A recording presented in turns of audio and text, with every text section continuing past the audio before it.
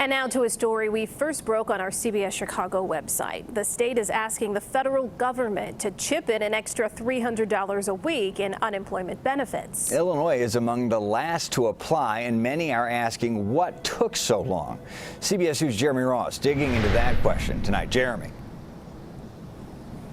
Well, Brad and Erica, unemployment offices like the one behind me have been closed. The system has certainly been busy, but several we spoke with today say maybe it hasn't been busy enough. My daughter's name is Akira. This 4-year-old's care is a priority for her mom, Charity Parker, who also cares for. This is my grandmother. Her name is Rose Parker. I don't want to bring COVID back to her. Parker says she's had 2 family members who've died from the coronavirus. She's stopped working as a nail technician to prevent any more from getting sick. Her weekly unemployment check is now less than $200. There's 5 of us in my home, and that's not going to work. The $600 per week federal unemployment benefit that was part of the CARES Act expired last month. President Donald Trump announcing he would redirect an additional $300 per week in federal disaster aid from money for the unemployed, but states had to apply. Dozens did. According to Forbes, at least 2 are already paying out those funds, Arizona and Texas.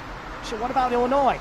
The state was quiet about it until today. We have begun that process. Indeed, it takes a lot of setup on an internal basis for us to move forward with that. It's the difference between the pavement and a bed. It's aggravating. And anybody who thinks they can take their time with this ought to be ashamed of themselves. Mark Overby says he is failing to see the urgency in state government, and he is not alone.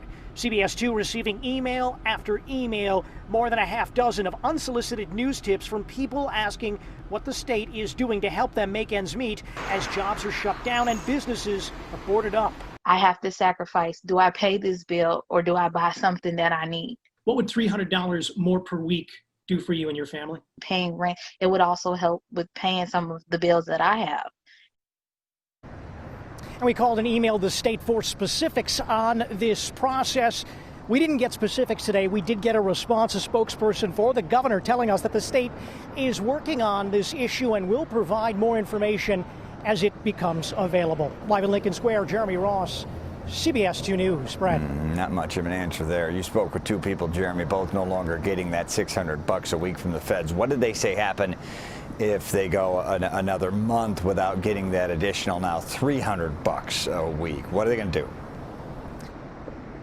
And that makes a huge difference. Neither of them providing the specific impact to their financials, but Parker telling me that she certainly has friends who will not be able to make rent. She is most concerned about what happens if she gets sick. Will she be able to care for her young child? Will she be able to care for her grandmother? What about those medical bills and the other bills? Not a lot of answers from the state at this time. A lot of worry. Thank you, Jeremy.